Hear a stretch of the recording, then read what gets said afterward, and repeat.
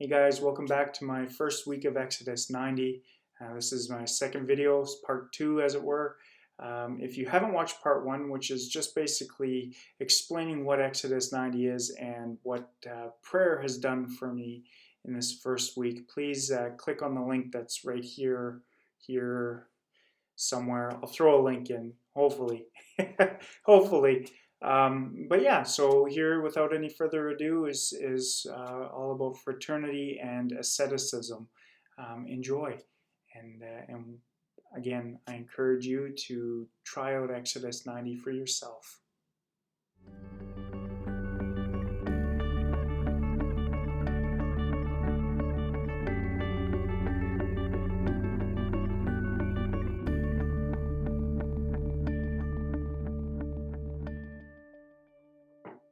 This, I think, is what scares most men off, the ascetic practices.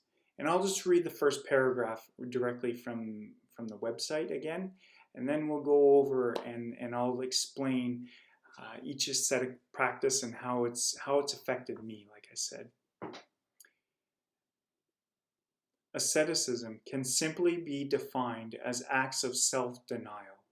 All Christians are called to practice asceticism in some way, even outside of Lent. Beyond growing in freedom and self-mastery with Exodus 90, you will practice asceticism in two ways, as penance and as offering. Ascetic disciplines help us practice penance for our own sinfulness through concrete outward actions. They also help us make tangible offerings to the good of others. They also help us make tangible offerings for the good of others, more than praying fruitfully does alone. Again, these words are absolutely beautiful and just resonate within me. Offering and penance. That's why we do these ascetic practices. I found my very first cold shower. I went into the shower ill-prepared and not ready to feel that cold.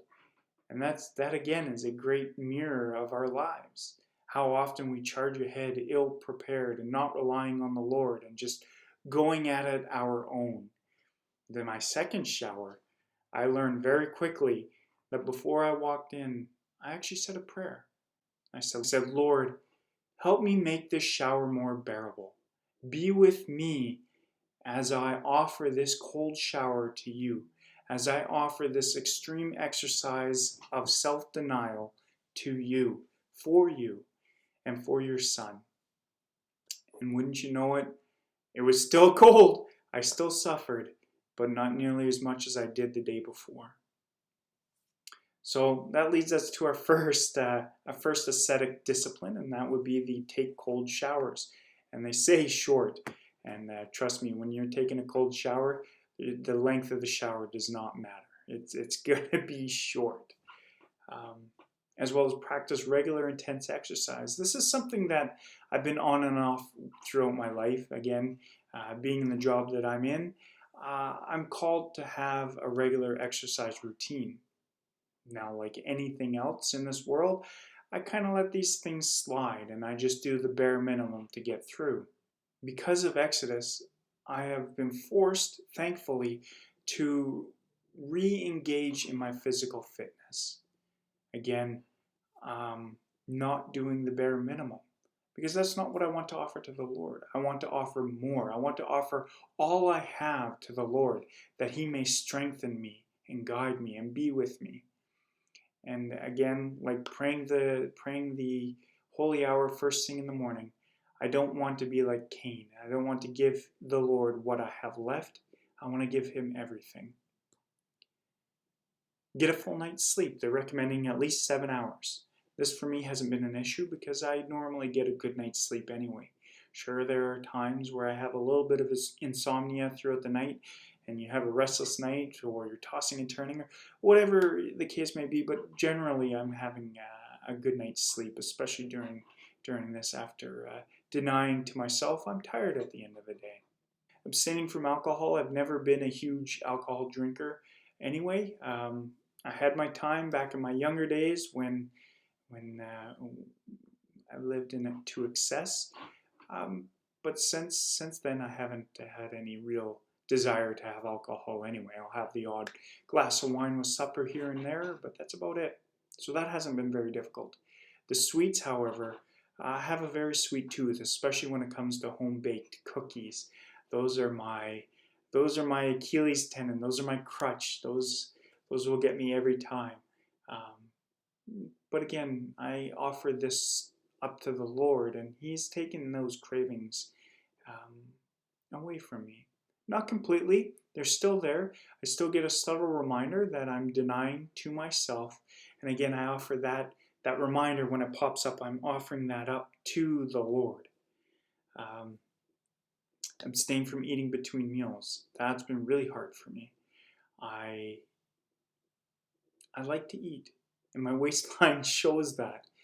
I like to eat whenever I want and whatever I want. So this has been a little difficult for me, and something that I struggle with, that hopefully I can get through and kick those bad habits sooner than later. Again, I offer it up to the Lord, my suffering. Abstain from soda or sweet drinks, not a problem for me. I normally only drink water and don't normally have pop or juice in the house anyway, so that's not a problem. However, at the beginning of the exercise, we still had 2 cans of Coke in the fridge, and that was it was tempting. It was I'm not going to lie, I was very tempted to grab a pop and just say, well, who's going to know? Well, He'll know, and I'll know, and it'll be guilty on my conscience and on my heart. Abstain from television, movies, or televised sports. I thought this was going to be very, very, very difficult, but actually I haven't missed television at all. And I think that is because the Lord is giving me the grace to turn off the TV and ignore it. I normally have the TV on in the background, and sadly I'll have the TV on and I'll be going through my phone, looking through Facebook or Instagram. I haven't had a desire to watch TV very often. I've had one instance where I wanted to sit down on the couch, turn on the TV, and just veg. But I talked myself, I say I talked myself out of it, but let's be honest, it was grace of God that allowed me to get through it.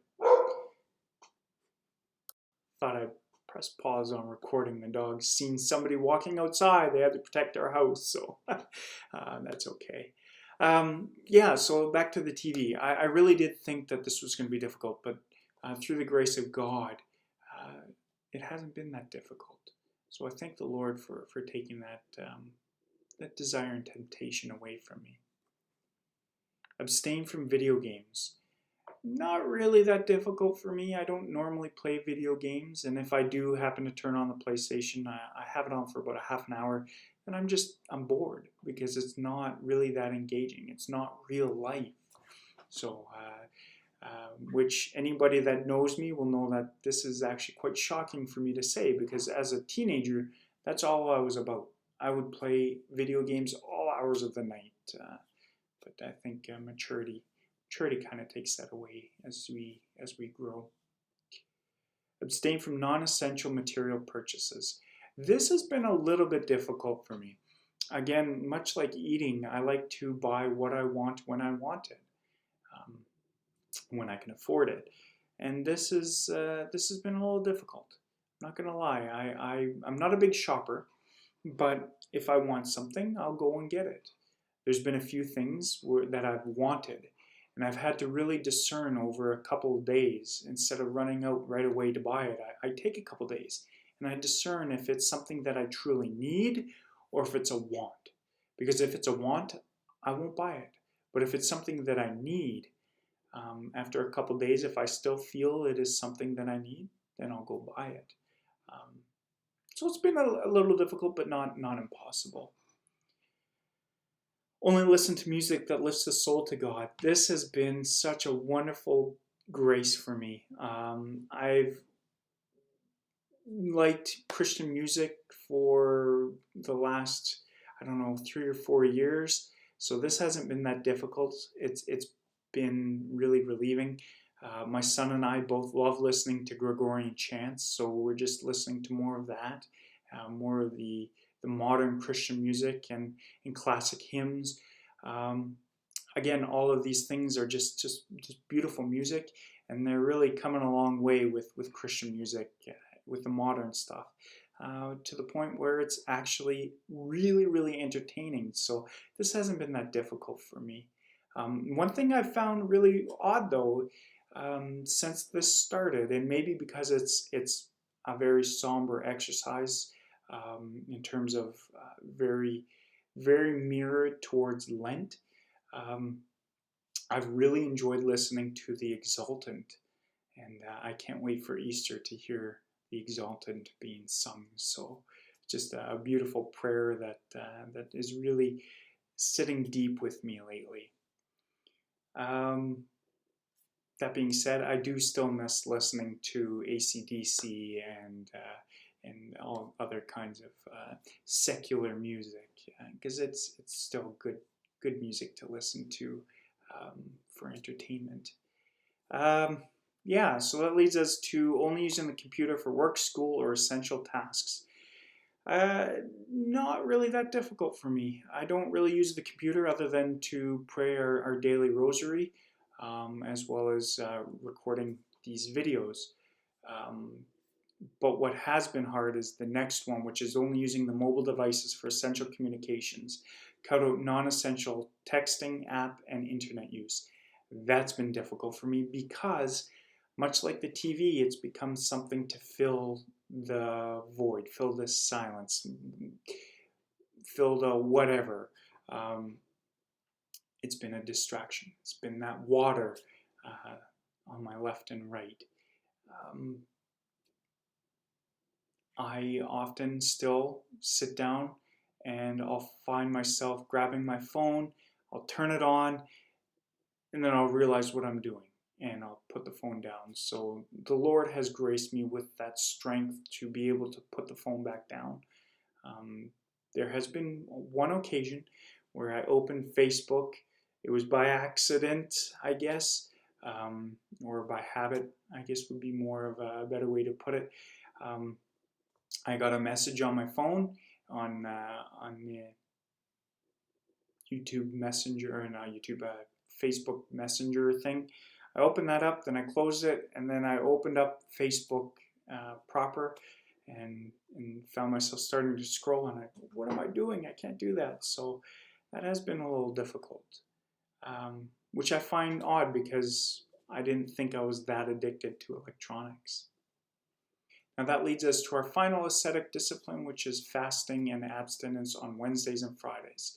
Again, much like Lent on Fridays, where we abstain from meat and we only have 2 small meals and 1 regular meal, we do this on Wednesdays as well, which is actually a tradition that goes way back, that we've kind of gotten away from. This has been difficult for me. Again, I like to eat later in the evening, so I take my first meal of the day around 12 or 1 o'clock, and then I eat a regular supper, and then I have a smaller meal again, somewhere around 8:30, 9 o'clock at night, or I guess 9 or 9:30 at night. This has been hard because by eating later in the day, my first meal, when I do my physical fitness, I am really hungry. And on Friday, I went for just over 12-kilometer ruck march with 50 pounds in a backpack. And along the route, there is an A&W, a KFC, and a Domino's. And I smelt that on my way back. So I went out and back. And on my way back, I was so tempted, brothers and sisters, to stop in and get something from A&W, and that would have broken just so many of the ascetic disciplines which I've promised to God that I would follow. Luckily, I didn't have my wallet, so that again is intervention from the Lord. He knew that on my way back I would be really tempted to stop and get some food, and then praying to the Lord as I was walking and smelling these restaurants, He did grace me with the strength to persevere and not even just pick up the phone and call my wife and get her to bring my wallet out to me. So yeah, so I thank the Lord for that. But that to show you that it has been actually really difficult to fast, especially abstaining from meat and fasting on Wednesday and Friday. They're so close together that, you know, Wednesday finishes, Thursday morning comes around, and you're like, yes, I can have bacon and eggs for breakfast and hash browns and a whole big breakfast. But it's in the back of your mind the whole time that, oh, tomorrow's going to be just like yesterday, and this is gonna be hard. So, but again, it's designed to be hard. It's designed to bring us closer to the Lord, to rely on the Lord to get us through these difficult times. So without the difficulties, we would be doing it by ourselves, for ourselves, instead of with God, for God. Yeah, so that's that. All right, so it looks like it's going to be a 3-part video after all. So we're 16 minutes into it, and I think that's probably enough for this video. It's hard when it's just you staring at my face. I understand that. So if you have managed to do this far, please hit that like and subscribe and that notification. Again, like I mentioned in the last video, when you get that notification when we go live, you can come over and pray with us every day. Praying the rosary at 8 p.m. Mountain Time, except on Sundays where we're at 6 p.m. Mountain Time. Again, brothers and sisters, please stay tuned for part 3, which will be all about fraternity in Exodus 90. God bless you all, and remember, I'm praying for you. And please, I beg of you, pray for me and my family, all of us undergoing Exodus 90. Again, whether they're in my fraternity or any number of men running this program. Thank you, and stay tuned. Bye.